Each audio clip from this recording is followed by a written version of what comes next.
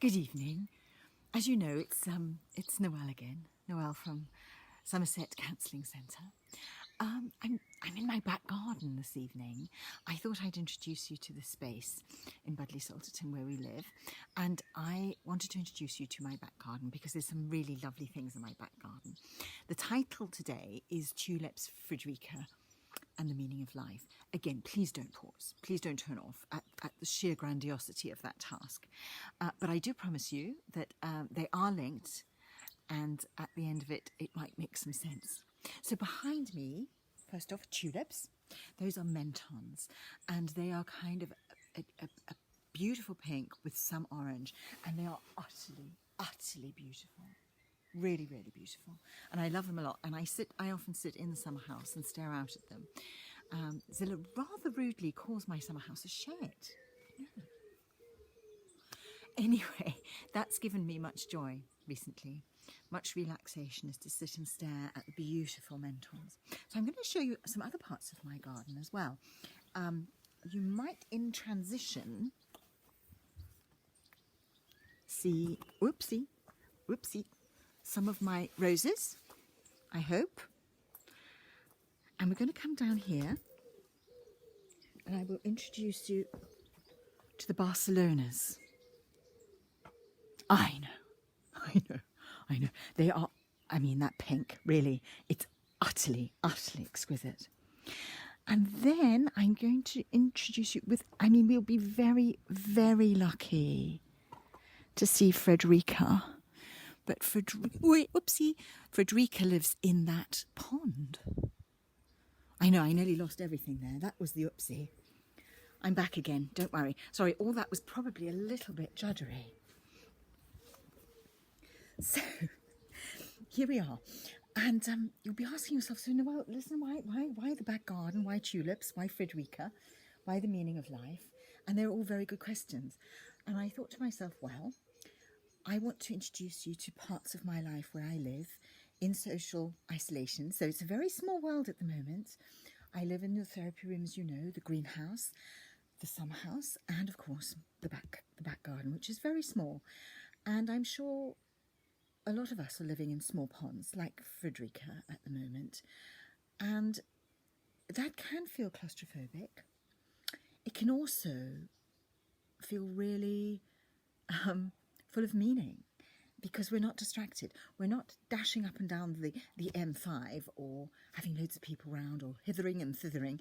We are actually in one place, and that allows us to take in detail, and that allows us to take in the importance of those around us and those things around us. So, why am I thinking about these things at this time? And I thought, it's because it's chaotic. I'm amazed at the stability of the Northern Hemisphere. I come from the Southern Hemisphere, from a war-torn, very unpredictable place. Very beautiful place, but very unpredictable. And when I came to the Northern Hemisphere, I thought, oh my goodness, this is a remarkable place. It's so stable. And people expect it to be stable. People don't expect bad things to happen. It's really remarkable. They've got an NHS, they have an education system, and people do expect that to work. And I thought that was marvellous. But COVID-19, the coronavirus, has attacked us in a way that I think has really impacted on any sense of certainty. And what it's done is stripped us of all illusion. And that for the human psyche is a really, really difficult thing. All of us need a little, not too much, because of course that makes us also mad, but we all need, our beautiful psyches need a little bit of illusion to help us through life, to swim in the pool of sanity, like Fredrika. We all need just a little bit of it.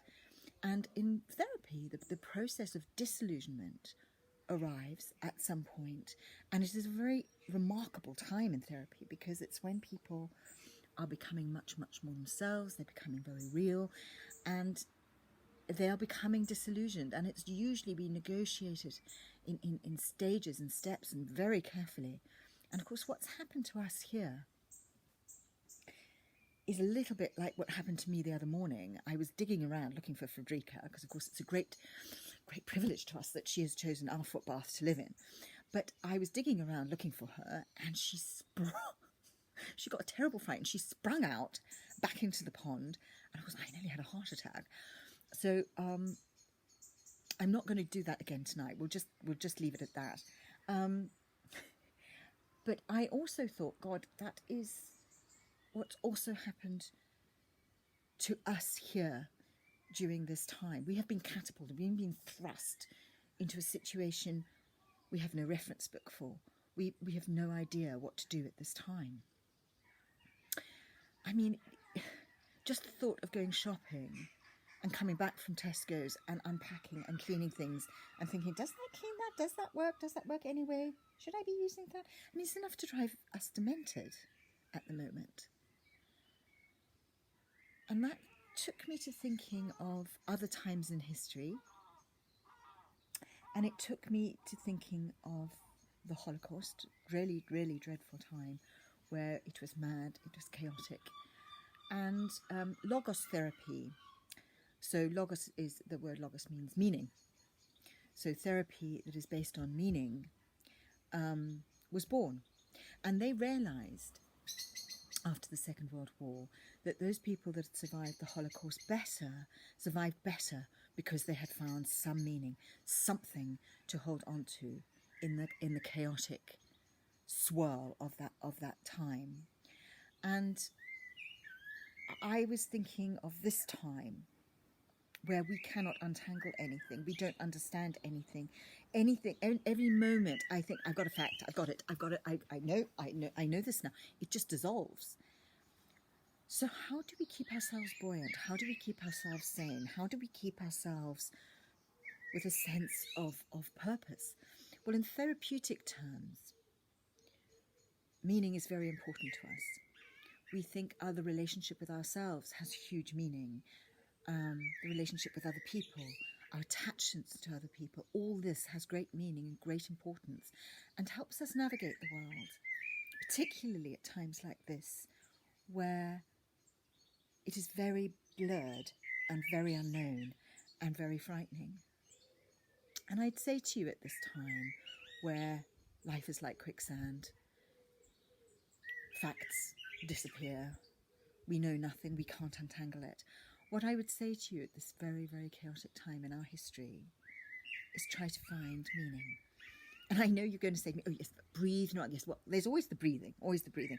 But what I would also say to you is open up that passageway between your heart and your head and let the outside in. Now, and I know that also means that we get filled with fear and terror and anxiety and confusion and overwhelm. I know. But what we also might get is meaning. We may get joy, and out of joy, of course, we get meaning, and out of meaning, we get hope. So that's it from me tonight. I look forward to seeing you again next week. Go well, stay safe, and take great care in between.